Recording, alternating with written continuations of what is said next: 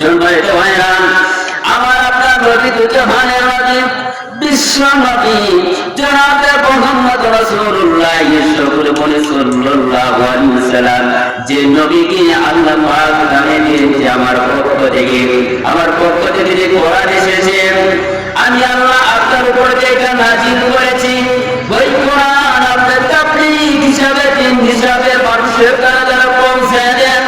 নির্দেশ দিলেন কেন? আমার আল্লাহ রব্বুল আলামিন জানিয়ে দিলেন, আমি নির্দেশ দিলাম আপনি মানুষের কারিগরি কোরআনুল কারিমের কথাগুলো বর্ণনা করে দিন। আমার রাসূল এরকম বর্ণনা করে দিলেন, যদি কোনো কাজের ভিতরে আমার রাসূল যদি বলতে কথা যদি না হয়তো আপনি নবী হইয়া পয়গম্বর হইয়া পৌঁছলেন না। আমার আল্লাহ জানিয়ে দিলেন, আপনার পয়গম্বর হইয়া পৌঁছলেন না, আমি আল্লাহ বলে দিলাম, ইন্নাল্লাহ লা ইয়াহদিল কওমাল কাফিরিন। আবার আল্লাহ কাফির বলেন, কাফির থেকে আমি পথ প্রদর্শন করাই না। সম্মানিত ভাইরা, এই দুনিয়ার ভিতরে যারা কাফির পরিণত হয়েছে, ইসলাম বিরোধী যারা কাজ করেছে, তাদেরকে আল্লাহ পাক অনুগ্রহ করে ছাড় দিবে না, কিয়ামতের ময়দানে ছাড় দিবে না। আজকে দুনিয়ার ভিতরে দেখুন, আমার নবী কোরআনুল কারীমের দাওয়াত দিতে গিয়ে বিভিন্ন জায়গায় পিটুন খেয়েছে, মারে খেয়েছে। আজকে আমাদের সমাজের ভিতরে আলিম ওলামারও পিটুন খেয়েছে, কথা বলেন ঠিক কিনা? এবার সম্মানিত ভাইরা, কোরআনুল কারীম থেকে আমি যে কথাগুলো আপনাদের সামনে উপস্থাপন করেছি, প্রত্যেকটা কথা শুধু দলিল ভিত্তিক কথা হবে, উন্ময় কোনো কথা আলোচনা হবে না। কোরআন থেকে কথা বলবো আছে। এবার সম্মানিত ভাইরা, আমার আপনার নবী জাহানের নবী, বিশ্ব নবী মুহাম্মদ রাসূলুল্লাহ সাল্লাল্লাহু আলাইহি ওয়াসাল্লাম, এবার নবীজি কলেমার দাওয়াত দিতে গিয়ে নবী বিভিন্ন জায়গায় পিটুন গিয়েছে। এবার সম্মানিত ভাইরা, আমার আপনার নবী জাহানের নবী বিভিন্ন জায়গায় পিটুন গিয়েছে। তায়েফের ময়দান থেকে শুরু করে জিহাদ করেছেন, যে যেই জায়গায় আল্লাহ রাসূল জিহাদ করেছেন, প্রত্যেকটা জায়গায় রাসূল পিটুন গিয়েছেন। আজকে আলিমুল আমরা যে কোনো কথা বলতে গিয়ে আলিমুল পিটুন খেতেছেন। এবার সম্মানিত ভাইরা, যারা বলবে আমার আল্লাহ, তাদের কিন্তু বিপদ কম না বেশি। ইন্নাল্লাযীনা ক্বালু রাব্বুনাল্লাহ সুম্মা ইসতাকামু তাতানাজ্জালু আলাইহিমুল মালাইকা। আল্লাহ তাআলা বলেন, তার পাঁচ জবানের ভিতরে বললেন, ইন্নাল্লাযীনা ক্বালু রাব্বুনাল্লাহ, নিশ্চয়ই যারা বলেছে আমার আল্লাহ, তাদের বিপদ কম না বেশি। দুনিয়ার ভিতরে যারা বলেছে আমার আল্লাহ, তাদের বিপদ বেশি।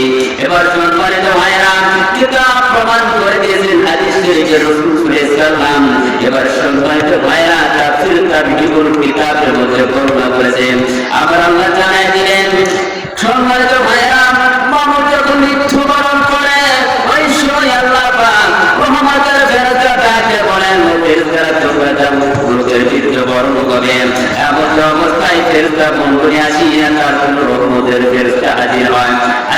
হাজির হয়ে বলেন, তোমাদের কোনো টেনশন নাই, চিন্তা ভাবনা নাই, কারণ দুনিয়াতে যেরকম ছিলাম পরকালে তোমাদের সঙ্গে আমরা থাকবো।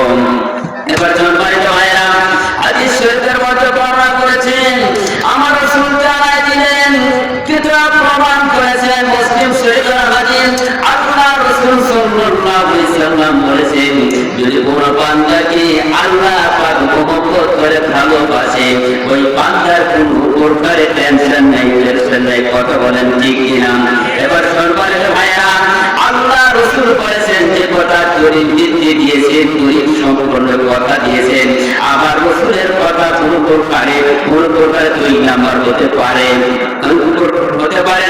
রাসূল এবার জানিয়ে দিলেন, আমার আল্লাহ জানিয়ে দিলেন, অমুক রাজের অমুক বান্দাকে আমি মহব্বত করি, ভালোবাসি, অমুক বান্দাকে তুমি যাইয়া বলো। এবার আকাশের ফেরেশতা সবচেয়ে বড় ফেরেশতা হলো জিবরাইল আলাইহিস সালাম। জিবরাইলকে ডাক করে, জিবরাইল যাও অমুক গ্রামের অমুক ব্যক্তিকে আমি মহব্বত করে ভালোবাসি। আল্লাহর পাক যখন বললেন বান্দাকে ভালোবাসা হয়, বান্দাকে যখন ভালোবাসেন, সম্মানিত ভাইরা, আল্লাহ পাক যারা ভালোবাসে মহব্বত করে, টেনশন থাকে না, আল্লাহ পাক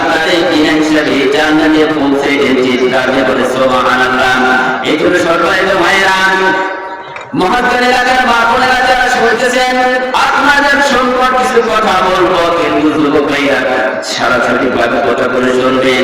আল্লাহ পাক বলেছেন, যারা আমাকে নিয়ে এসে আমাকে রব হিসাবে নিয়ে এসে তাদের দুনিয়ার ভিতরে বিপদ হবে, কিন্তু চিন্তা ভাবনা করা লাগবে, বিপদ আসতেই পারে। আল্লাহ পাক আমাকে আপনাকে বিপদ দিতে পারে, বিপদের সম্মুখীন নিজে হতে আমরা তার হতে পারি আর শরীর মত অবলম্বন করতে পারি। আল্লাহ পাক আমাকে জাহান্নাম থেকে জান্নাতে পৌঁছাইবে। এবার সম্মানিত ভাইরা, নামাজ পড়লাম না, রোজা রাখলাম না, তাহলে কোনদিন আল্লাহ রসুলকে পাওয়া যাবে না, পাওয়া যাবে। কিন্তু আগে বলেছেন নামাজের কথা, তারপরে বলেছেন বিপদে তো পর্দায় রাখা রাখবেন, হালাল কাম করা লাগবে। এটা নির্দেশ কার? এটা হলো আল্লাহ তাআলার নির্দেশ। তারপরে হলো নামাজ বাদ দিয়ে কোনো প্রকারের জান্নাত পাওয়া যাবে না, এবং রোজা বাদ দিয়ে বাচ্চাদেরকে পর্দায় না রাখিয়া হালাল কামনা করে কোনো জান্নাতে যাওয়া যাবে না। এবার সম্মানিত ভাইরা, হালাল কাম করা লাগবে, হালাল কাম করার না থেকে চিন্তা ভাবনা করা লাগবে। কোনো প্রকার সুদের সাথে জড়িত হওয়া যাবে না। কথা বলেন ঠিক কিনা? কিতাব প্রমাণ করেছেন। আমি একটা ইতিহাস আপনাদের সামনে উপস্থাপন করব। এবার কিতাব প্রমাণ করেছেন মূসা আলাইহিস সালাম থেকে শুরু করে ফিরআউনের ইতিহাসের ভিতরে আমি বর্ণনা করেছি, পেয়েছি যেগুলো কথাগুলো। ফিরআউন কি একেবারে খারাপ লোক ছিল? বলেন তো, ফিরআউন কেমন লোক ছিল আপনারা কি জানেন? ফিরআউনের ইতিহাস বিরাট ইতিহাস, এই ইতিহাস একের ঘন্টার ভিতরে শেষ করা যাবে না। কিন্তু ফিরআউন এমন একজন ব্যক্তি ছিলেন, সম্মানিত ভাইরা, আল্লাহ পাক বলেছেন, যদি বন্ধু দুনিয়াতে করো, দুনিয়ার বন্ধুর সঙ্গে আল্লাহর বন্ধুর সঙ্গে মিল হওয়া লাগবে। এবার বন্ধু আমরা বানাবো কাকে? আল্লাহর রাসূলকে বন্ধু বানাবো।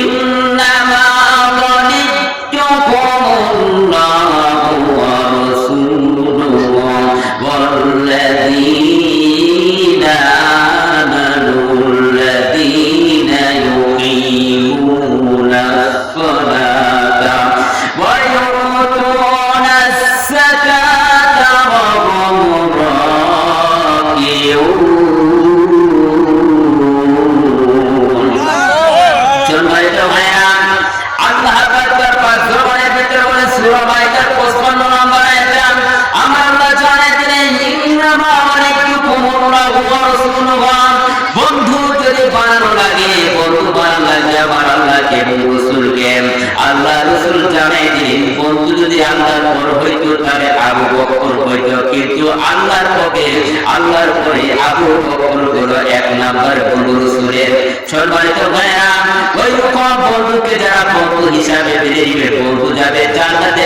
আপনিও যাবেন জান্নাতে কথা কোন লাগেন এবার সম্মানিত ভাইরা বন্ধু কার সঙ্গে বানাবেন ফেরাউনের ইতিহাসের ভিতরে আমি বর্ণনা পেয়েছি আর হিস্ট্রির ভিতরে যেগুলো আমি করে পাইলাম জীবনের হিস্ট্রির ভিতরে যেগুলো রয়েছে সম্মানিত ভাইরা খেয়াল করে শুনবেন ফেরাউন একেবারে খারাপ লোক ছিল না ফেরাউনের বুদ্ধিটা ছিল হামান কি ফেরাউনের বুদ্ধিটা ছিল কি হামান ফেরাউন ছোটবেলায় থেকে একটু ব্যতিক্রম ছিল এমনকি মানুষের সঙ্গে ঝগড়া করতাম এমনকি দুষ্টামি করতাম কিন্তু প্রতিদিনের ন্যায় মা বাবাকে প্রতিদিন এরকম নারী দেয় মা বাবার কাছে যখন নারী দেওয়া হয় পিতা মাতা চিন্তা ভাবনা করে আমার ছেলের প্রতি এত নারী দেয় আমি তো আর টিকাইতে পারি না আমার ছেলেকে আর চাই না ছেলেকে আমি ন্যায্য করতে চাই সম্মানিত ভাইরা এবার ফেরাউনকে বললাম যাও তোমাকে ন্যায্য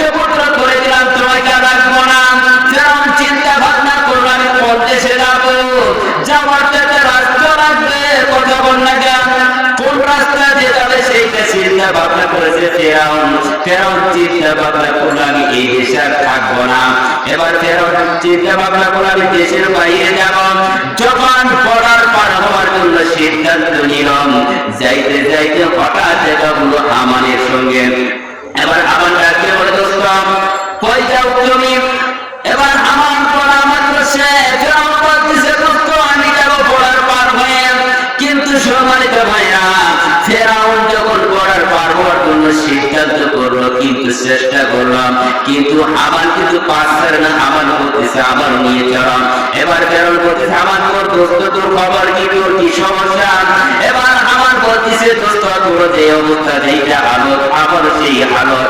ওই কেন? তোমার জ্যেষ্ঠ পুত্র করছে তোমার পিতা মাতা, আমারও জ্যেষ্ঠ পুত্র করছে আমার পিতা মাতা। তাহলে দোস্ত আমরা দুজনে একত্র হয়ে চলে যাই, বর্ডার পার হয়ে যাব। যখন সিরিয়াতে অবস্থান করলো পার হওয়ার জন্য, চলমারিতে ভাইয়া যখন পার হয়ে গেল বর্ডার পার হয়ে যাওয়ার পরে চিন্তা ভাবনা করে আমরা কি করব। এভাবে যখন রাস্তা চলতে লাগলাম, এখন 3-4 ঘন্টা রাস্তা যখন পথ অতিক্রম করেন, হঠাৎ চিন্তা ভাবনা করলো দোস্ত আমাদের তো ক্ষুধা লেগেছে। এবার ফেরাউন বলতেছে দোস্ত আর তোমাদের শরীর চলে না। হামান বলতেছে দোস্ত কেন শরীর চলে না, কি অবস্থা কি হয়েছে তোমার একটা বার বলো। হামান বলেছে ফেরাউন বলতেছে দোস্ত আমার খুব ক্ষুধা লেগেছে, খাওয়া লাগবে। ওই পাবো কোন জায়গায়? দেখা যাবে যে একটা তরমুজের বাগান। এবার একটা মুরব্বী বাবাকে বলতেছে বাবা তরমুজের ক্ষেত কি আপনার? কই হ্যাঁ আমার একটা তরমুজের ক্ষেত, কয়েকটা তরমুজ দেওয়া যাবে কি? এবার হামান আর ফেরাউনকে বলতেছে দুইটা যুবক পাইলাম। মুরব্বীরা কিন্তু দেখলেন যুবকদের দেখে কিন্তু কাজ করার জন্য একটা চেষ্টা করে, আছে না নাই? এবার মুরব্বী বাবা বলছেন বাবারে তোমরা যদি তরমুজের খেতে যদি পানি দিতে পারো তোমাদের কিনিটা আমি দিতে পারবো। চলো ভাইয়া। এবার ফেরাউন আর আমার চিন্তা ভাবনা করলো দোস্ত আজকে থেকে আমরা এই চাকরি করব। এবার মুরব্বী বাবার বাড়িতে থাকার পরে প্রতিদিন নেয় এইরকম বাগানে পানি দেয়, প্রতিদিন পানি দেয় আর তরমুজ খাই, খাবার গুলো খাই।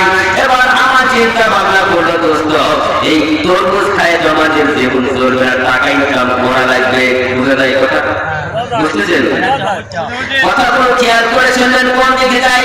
আমি সূরা মাইদার 55 নম্বর আয়াত তেলাওয়াত করেছি, আয়াত নাম্বার করেছি 55 নম্বর আয়াত। আয়াতের ব্যতিক্রমে কোনো কথা বলবো না। যদি আয়াতকে স্বীকার করো তাহলে মুসলমান, যদি অস্বীকার করো তাহলে হবেন কাফের। কথা বলেন ঠিক কিনা?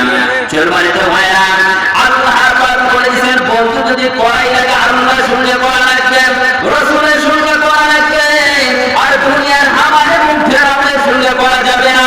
এবার ফেরাউন চিন্তা ভাবনা করলো দোস্ত হামান আমরা যে দুইজন বন্ধু একত্রে থাকতে চাই তাহলে কাজ করবো কোথায়? কাজ করলে তো টাকার দরকার আমাদের আছে। এবার টাকা ইনকামের জন্য চেষ্টা করলো কি করবেন? হামান একটা নিউজ পেয়েছে সার্কুলারের, হঠাৎ দেখলেন হামান দেখলেন যে একটা চাকরির সার্কুলার এসেছে। চাকরির সার্কুলারটা হলো এই চাকরি যে ওই দেশের ভিতরে একটা কবরস্থানের দারোয়ান। এবার ফেরাউন চিন্তা ভাবনা করছে অসম্ভব, এই চাকরি কি আমার দ্বারা সম্ভব?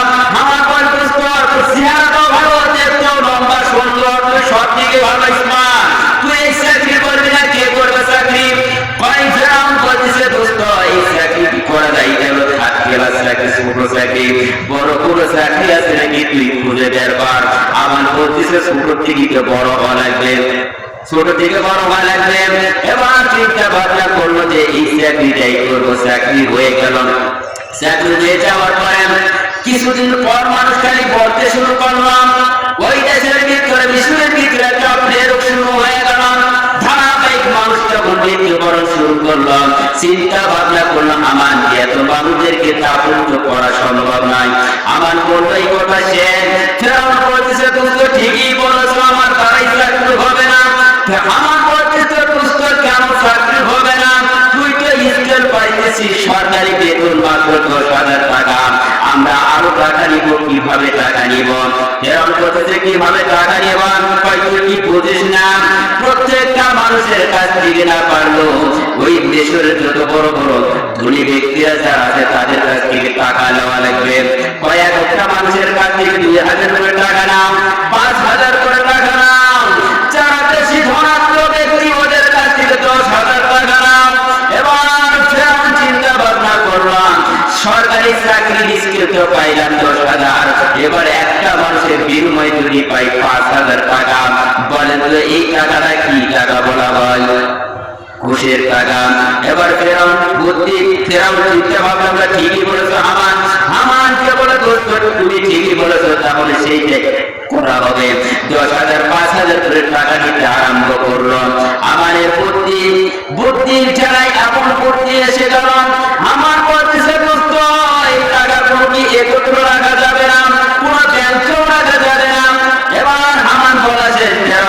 বলতেছে দোস্ত তার টাকাগুলো কই রাখবো, ওই টাকাগুলো মানুষের দ্বারে দ্বারে পৌঁছে দাও। 1000 টাকার বিনিময়ে 200 করে টাকা প্রতি মাসে পাওয়া যায় বলে সুবহানাল্লাহ।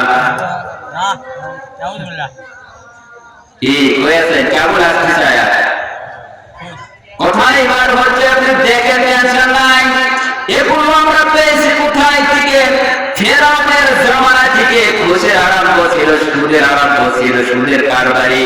আসলে বাংলাদেশে সুদের কারবারি আছে না নাই? সম্মানিত ভাইরা, এলাকায় না থাকতে পারে, আমার এলাকায় আছে। প্রত্যেকটা ঘরে হলো না থাকলে 99% ঘরের ভিতরে সুদ খাই নাই দেয়। বলেন তো হালাল ইনকাম না করতে পারলে কি আমাদের ইবাদতে আল্লাহ দরবারে কবুল হবে? এবার ফেরাও চিন্তা ভাবনা করে, দোস্ত তুমি ঠিকই বলেছ।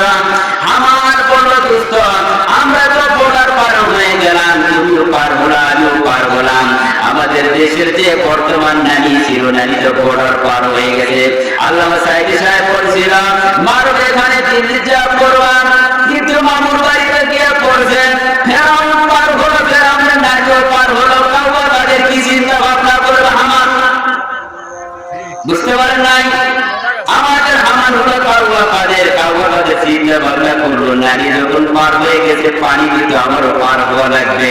যদি আমি বাংলাদেশে থেকে তাবিজ করার মতন কোন লোক কিছু থাকবে, আমরাও থাকবে না।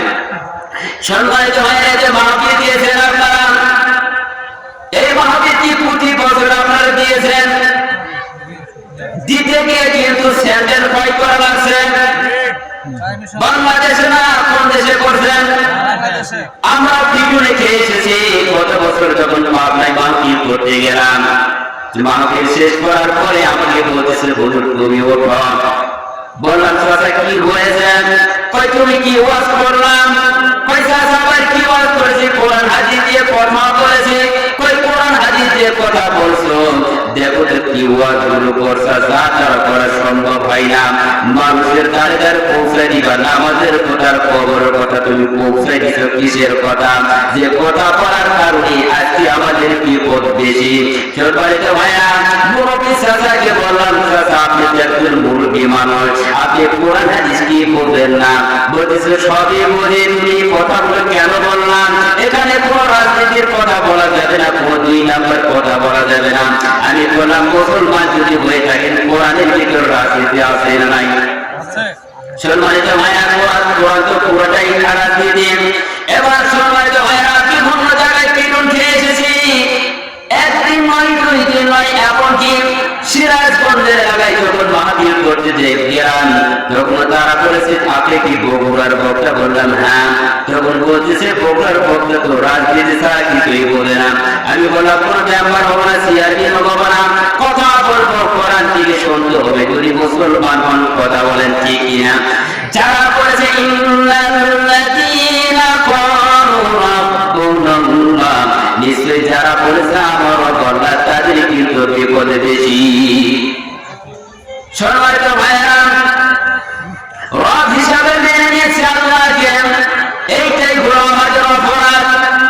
কথা বল না কেন? মীর কাসিমের যখন ফাঁসির মঞ্চে যাওয়ার সময় হয়ে গেল, কুতুবউদ্দিন সাহেব বলতেছে সময় তো আপনার বেশিক্ষণ নাই, আর মাত্র সময় আছে 3 ঘন্টা। কয় ঘন্টা? আমরা আপনাকে নিয়ে যাবো ফাঁসির মঞ্চে। সম্মানিত ভাইরা, মীর কাসিম সাহেব বললেন সময় যখন 3 ঘন্টা আছে, আমার 2 ঘন্টা সময় দেন, আমি 2 ঘন্টা আগে ঘুমিয়ে যাবো। বলেন সুবহানাল্লাহ। আপনি কি ঘুমাইতে পারবেন? এইদিকে বইয়ের জ্বালা, ওইদিকে ছেলেদের টেনশন, ওইদিকে জমির টেনশন, আবার চিন্তা হবে নিজের যে আমার ফাঁসি দিলে মৃত্যু হবে। এই টেনশন তো ঘুম হবে না। মীর কাসিম চিন্তা ভাবনা করলো কিসের টেনশন? আল্লাহ পাকের জান্নাতের টেনশন। চিন্তা দেবো সুবহানাল্লাহ। এবার মীর কাসিম সময় ছিল কয় ঘন্টা? 3 ঘন্টা সময় ছিল। 2 ঘন্টা ঘুমিয়েছিল। এবার 2 ঘন্টা ঘুমানোর পরে কুতুবউদ্দিন ডাক দিয়েছিল যে ওঠেন হুজুর ওঠেন, সময় হয়ে গেল, আর মাত্র 1 ঘন্টা আছে। এবার ওঠার পরে ফ্রেশ হয়ে গেল, গোসল করলেন, ওযু করলেন, ওযু করার পরে নামাজ পড়লেন, আল্লাহর কাছে দোয়া করে সময় আছে 1/2 ঘন্টা। কত ঘন্টা? 1/2 ঘন্টা পরে কিন্তু দলিল আদায় ফাঁসি দিতে সময় আছে আধা ঘন্টা। এবার ইমাম সাহেব আসিয়া বলতেছে কলেমা পড়েন। কলেমা পড়ে কি ফাঁসির মঞ্চে যাওয়া লাগবে? যে কলেমা পড়ার কারণে আজকে এমনি ফাঁসিতে যাওয়া লাগতেছে। ইমাম সাহেব তো বলতেছে হুজুর আপনি কোন কলেমা পড়াবেন আমাকে? যে কলেমাটা ভিন্ন, যে কলেমা পড়ার কারণে আজকে এই জালিমের তেল খাই বন্দি। কথা বলেন ঠিক কিনা? সম্মানিত ভাইরা, সারা বিশ্বের ভিতরে এরকম 2 নম্বরের কাজ খুবই কম হয়। বাংলাদেশে হয়েছিল 16 বছরের কথা বললেন, আর জীবন হবে কি? প্রতিজ্ঞা করে নেন যারা এরকম জালিম সরকার বাংলাদেশে আসবে ওদেরকে জুতা দিতে আমরা দিব বাংলাদেশে। কানাইয়ের কথা বললেন। সম্মানিত ভাইরা, এইরকম স্বৈরাচারী জালিম সরকার বাংলাদেশে আমরা চাই না। বাংলাদেশে এমন একজন ব্যক্তি চাই সে যেন আমার আপনার জানাজা করতে পারেন। হয়তো তোমার মতো লোক লাগবেন। এই যে নোয়াখালী ফেরি লক্ষ্মীপুরে যত মানুষগুলো ঢুকিয়ে গিয়েছিল, খানা পিনা দরকার ছিল, এইগুলো কি বিএনপির লোক নিয়ে গেছিল, কোন আওয়ামী লীগের লোক নিয়ে গেছিল, কোন কি নেতা খেতা নিয়ে গেছেন? কেউ নিয়ে যায় নাই। কিন্তু সবাই তো দান খয়রাত করতে পারে না, পারে। কিন্তু আমাদের ভিতরে যারা খাঁটি মমিন মুসলমান ওরাই কিন্তু দান খয়রাত করেছে। এমন কোন নেতা দেখলাম না 2 ট্রাক মাল নিয়ে গেছিল নোয়াখালীতে, কিন্তু বেশিরভাগ দেখলেন হুজুররা ভিক্ষা বান্টন করে ট্রাক ভর্তি করে খাবার নিয়ে গেছে। কথা কোন লাগেন? সম্মানিত ভাইরা, এইরকম লোককে যদি একবার এই বাংলাদেশে বসাইতে পারেন, আবার বিরোধীদের করা দিয়া দেশ পরিচালনা হবে। আমরা চাই কি চাই না? আমরা এমন লোক চাই কোন পরাশয় দেখার বিষয় নাই, ধরতে হবে কোরআনের দল। কথা বলেন ঠিক কিনা? কোরআন দিয়ে দেশ পরিচালনা করতে পারবে না, ওই পার্লামেন্ট আমরা 1 সেকেন্ড দেওয়ার করা। কথা বলবেন। সম্মানিত ভাইরা, এবার খেয়াল করে দেখবেন আমি যে কথা বলেছিলাম ফেরাউনের হামানের কথা, খেয়াল আছে কি? ফেরাউন বলেছিল দোস্ত তাহলে এগুলো করা হবে কি? টাকাগুলো কি করবো? এই টাকাগুলো মানুষের দ্বারে দ্বারে পৌঁছে দাও। যখন মানুষের দ্বারে দ্বারে পৌঁছে দিতে আরম্ভ করল, টাকার বৃদ্ধি আসতে এত প্রতি মাসে কোটিপতি হতে সময় লাগে। এক রাতের ভিতরে আঙ্গুর ফুলে কি কলার গাছ হয় নাকি? হয়। সম্মানিত ভাইরা, আমাদের মুরব্বী বাবা বলে যে সুদের টাকা নাকি ঘোড়ার আগে দৌড় মারে। এবার চিন্তা ভাবনা করলো আমার যে কি করা হবে। টাকাগুলো যখন বেশি হয়ে যায় তখন চিন্তা ভাবনা করে আমি সমাজে একটা নেতা হতে চাই। এবার নেতা হতে শুরু করলো ফেরাউন। আমার বলতেছে তুই একটা বড় নেতা হয়ে যাবি।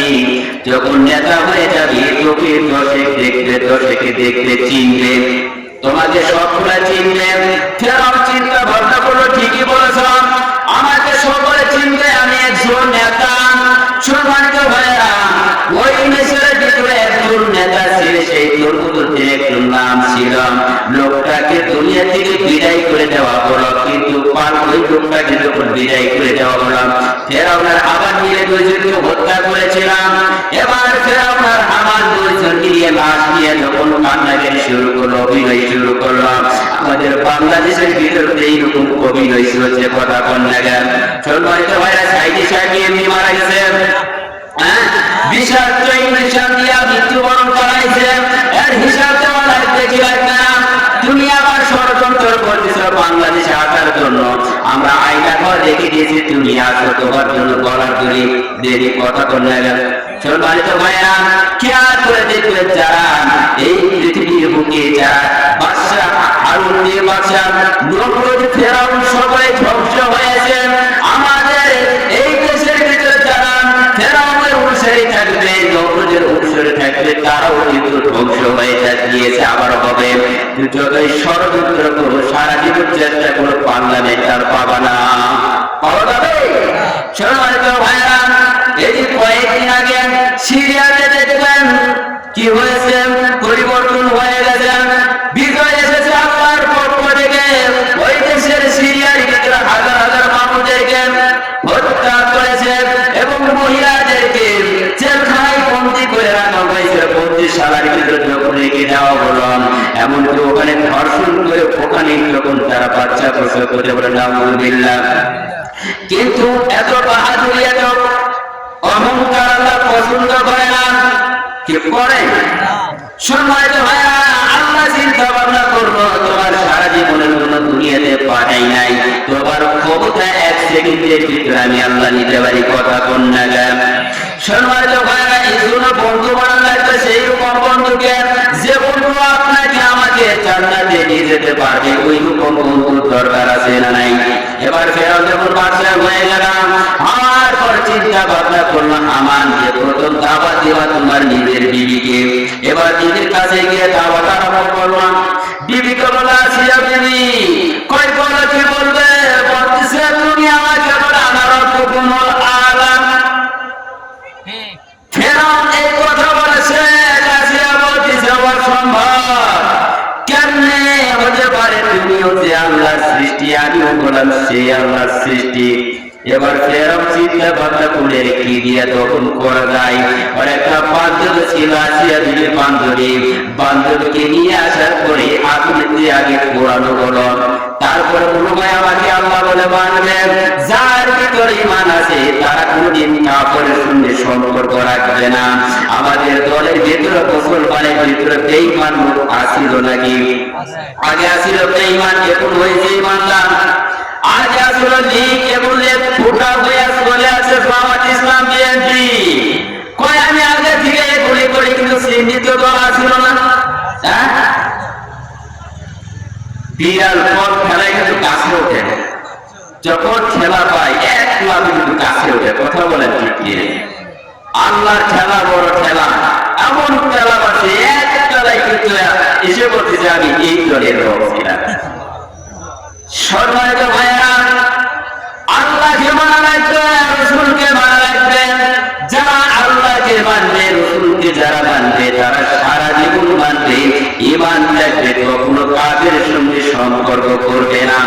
সম্মানিত ভাইরা, যারা মানুষ হত্যা করতে পারে, মানুষকে এবং পিটাইয়া হামলা দিয়া মামলা দিয়া জেলখানায় বন্দী করে পিটাইয়া এবং মৃত্যুবরণ করাই দিতে পারে, বলে তো তারা মানুষ না, তারা জানোয়ার।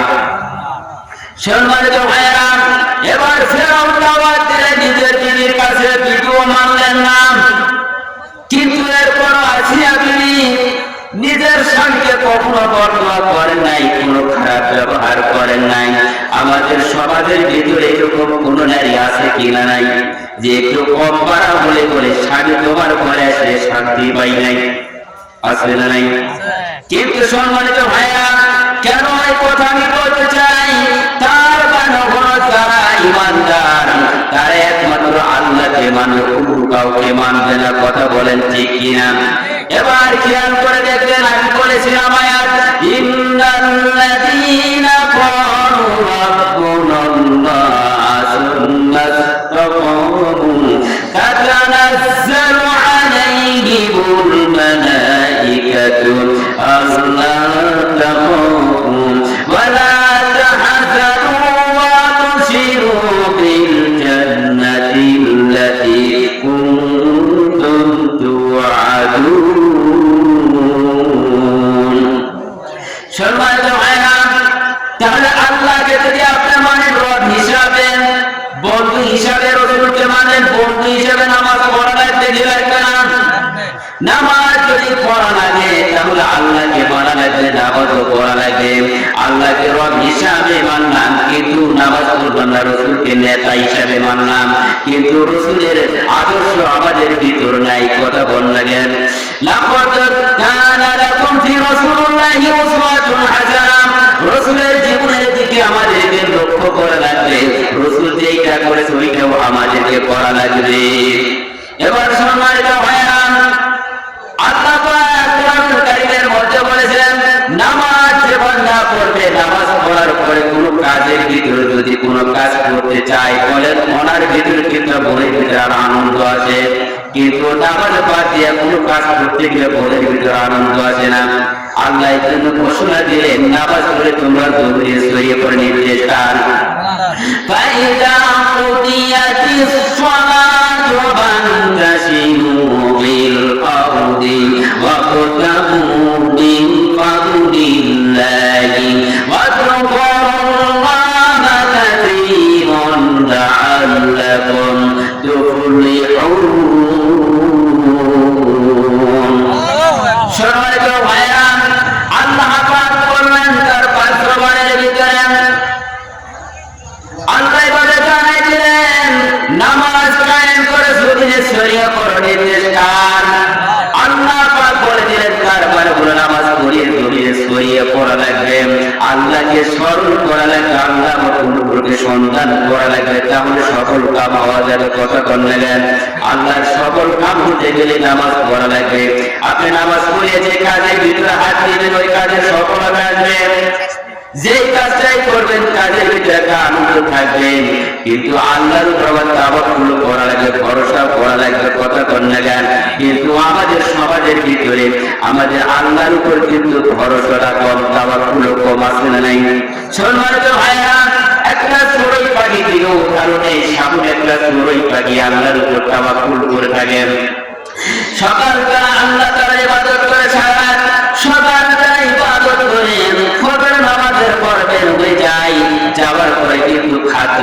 সংরক্ষণ করেন সারাদিন পর্যন্ত খাবারগুলো খায় খাবার পরে কিন্তু আবার তার বাসায় ফেরত আসে আল্লাহর কাছে তাওয়াক্কুল করে আল্লাহ আমি খালি পেট নিয়ে তোমার জমিনে ছড়িয়ে পড়লাম আল্লাহ তুমি আমার পেট ভরাইয়া বাসার মধ্যে ফেরত আনিও আল্লাহ পারেন কি পারেন না সম্মানিত ভাইরা চড়ুই পাখি যদি আল্লাহর উপর তাওয়াক্কুল করতে পারে আমরা বান্দা হয়ে কেন আল্লাহর উপর তাওয়াক্কুল করতে পারি না কথা বলেন ঠিক কিনা রিজিকের মালিক কে আল্লাহ যে আল্লাহ রিজিকের মালিক সব কিছুর মালিক ওই আল্লাহর ইবাদত করা লাগবে কথা বলেন ঠিক কিনা ওয়া মা মিন দাবাতিন ফিল আরদি ইল্লা আল্লাহি রিজকুহা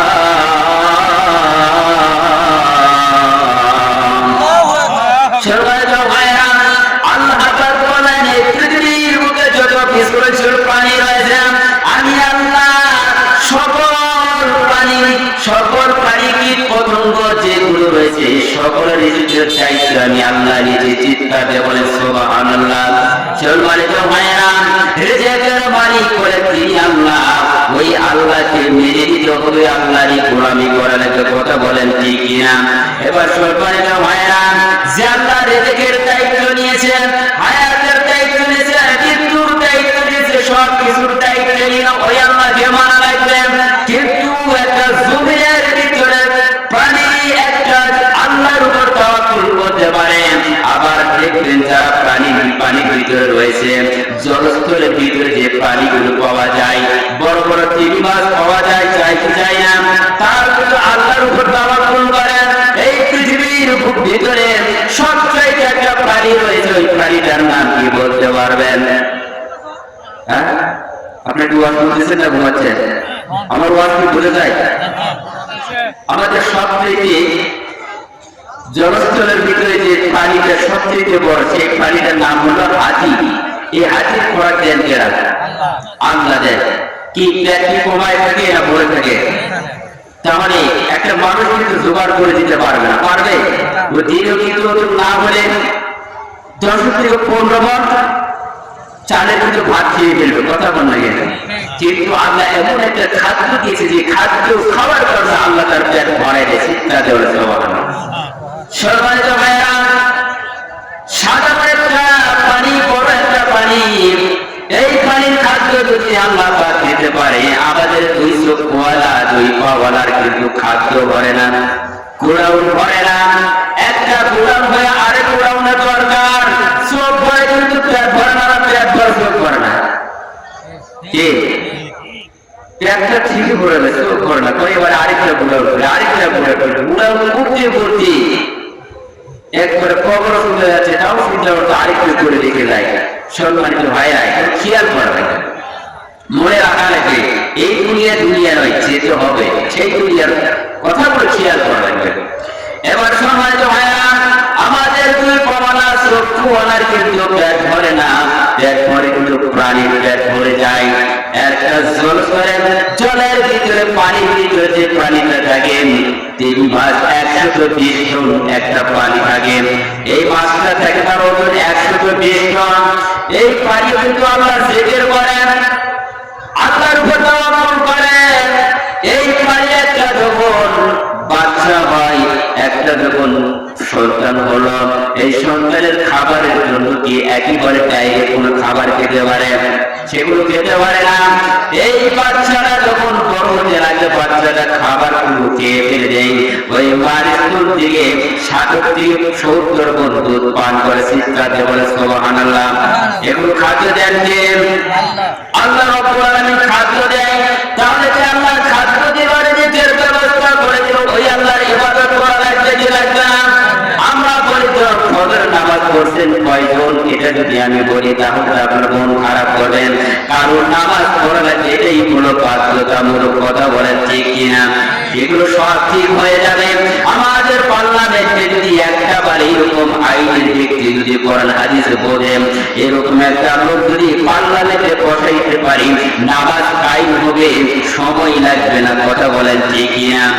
কিন্তু একটা বার বলে নামাজ পড়া লাগবে, আবার বলবে রোজা রাখা লাগবে, আবার বলে বিবি বাচ্চাদেরকে পর্দা করানো লাগবে।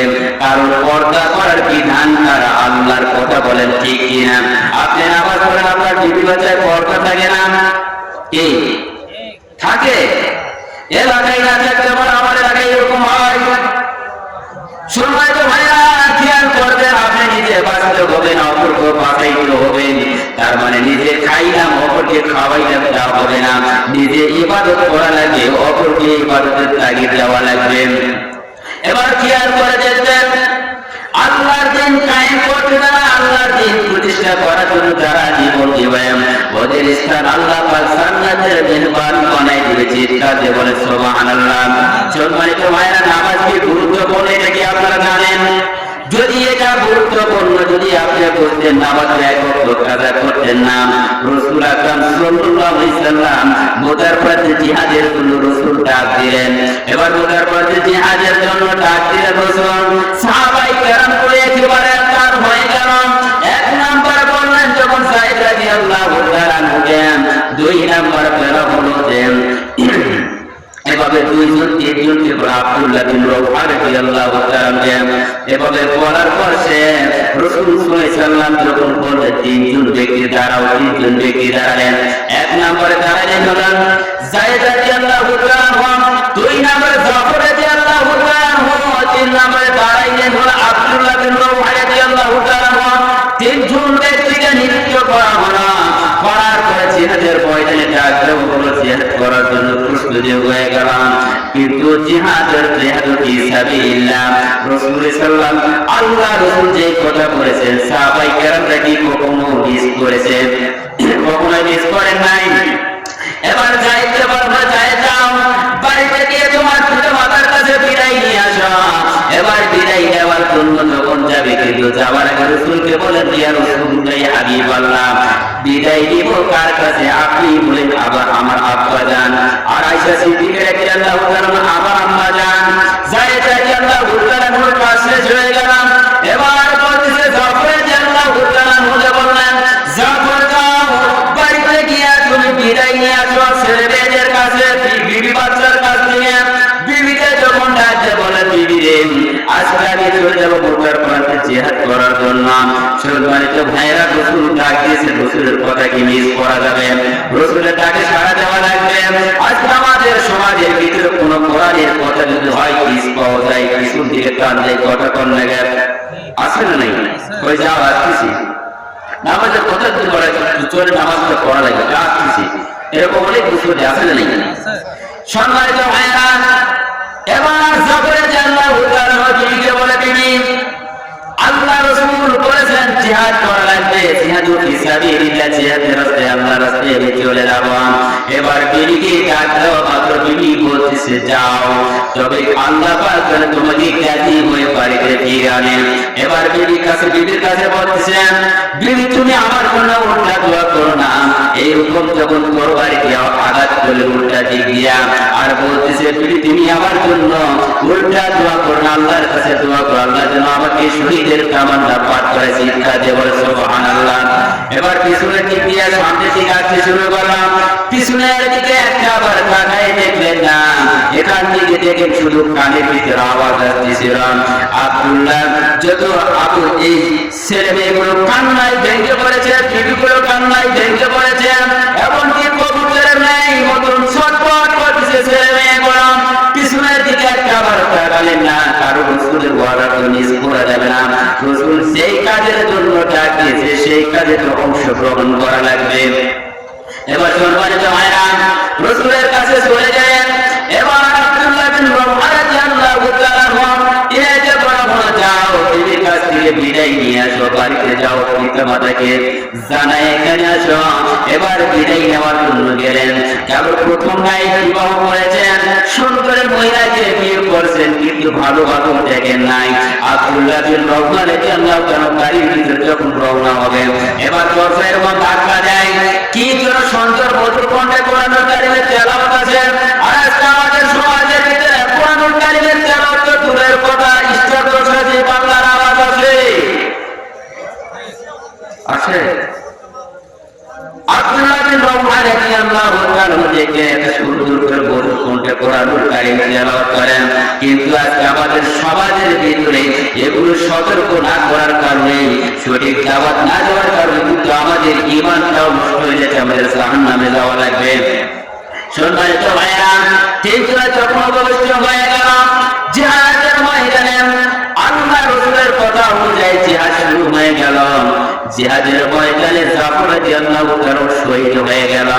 সম্মানিত ভাইরা, শহীদ হয়ে যাওয়ার পরে আল্লাহ রাসূল বললেন যাও, খালিদ বিন খালিদকে বললেন যাও, খালিদ বিন ওয়ালিদকে বললেন যাও।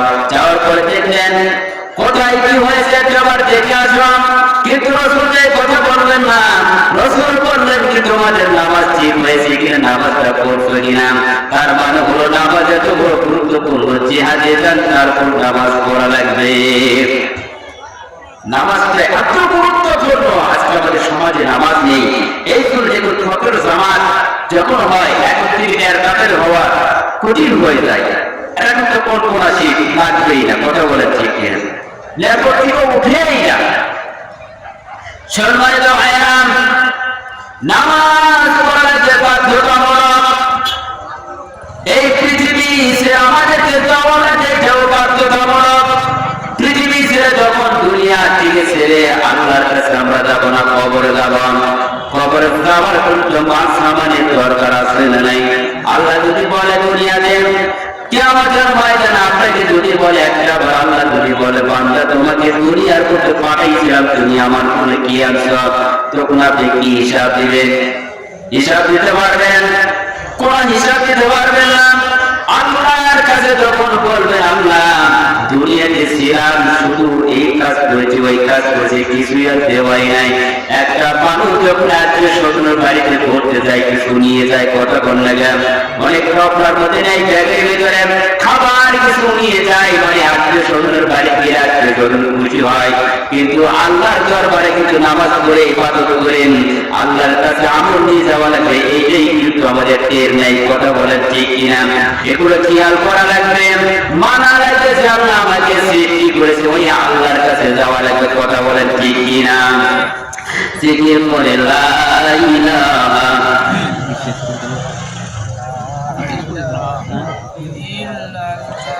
লা ইলাহা ইল্লাল্লাহ, লা ইলাহা ইল্লাল্লাহু মুহাম্মাদুর রাসূলুল্লাহ।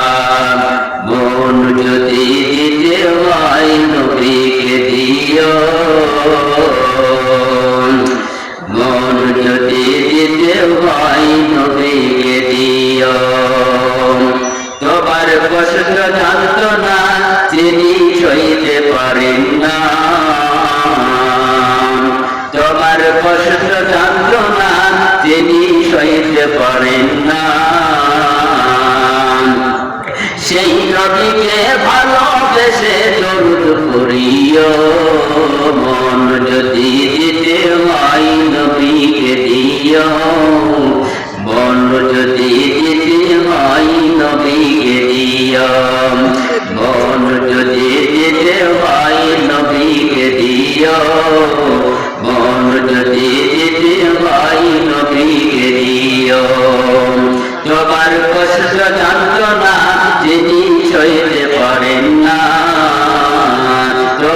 কষ্ট যন্ত্রণা তিনি সইতে পারেন না। সেই নবীকে ভালোবেসে দরুদ পড়িও, মন যদি দিতে হয় নবীকে দিও, মন যদি দিতে হয় নবীকে দিও। সারা জীবন কাঁদেন তিনি এই যে দুনিয়ায়, এখন কাঁদেন তিনি সোনার মদিনায়। সারা জীবন কাঁদেন তিনি এই যে দুনিয়ায়, এখন কাঁদেন তিনি সোনার মদিনায়। মন যদি দিতে হয় নবীকে দিও, মন যদি দিতে হয় নবীকে দিও। আমরা কাকে মন দিব? রসুলকে মন দিব। রসুলের কথা বোঝাই চলবো, আল্লাহ রসুলের আদর্শের উপর আমরা চলাফেরা করবো। কথা বলেন ঠিক কি? সম্মানিত ভাইরা, আমি যে কথাগুলো উচ্চারণ করেছিলাম সূরা মাইদা থেকে, তাহলে বন্ধু যদি বানানো লাগে বন্ধু বানাবো কাকে? আল্লাহকে বানাবো, রসুলকে বানাবো। আল্লাহকে রসুল হিসাবে পেয়ে নেই। আল্লাহ রসুলকে যখন আমরা পেয়ে নিব, আল্লাহ রসুলের সাফায় ছাড়া কেউ কিন্তু জান্নাতে যেতে পারবে না। কথা বলেন ঠিক কিনা? যারা নামাজ পড়বে না, রোজা রাখবে না, সুদের ভিতরে জড়িত থাকবে, অন্যায় কাজ করবে, জিনার কাজ করবে, তারাই কোথায় যাবে? জাহান্নামে যাবে না জান্নাতে যাবে?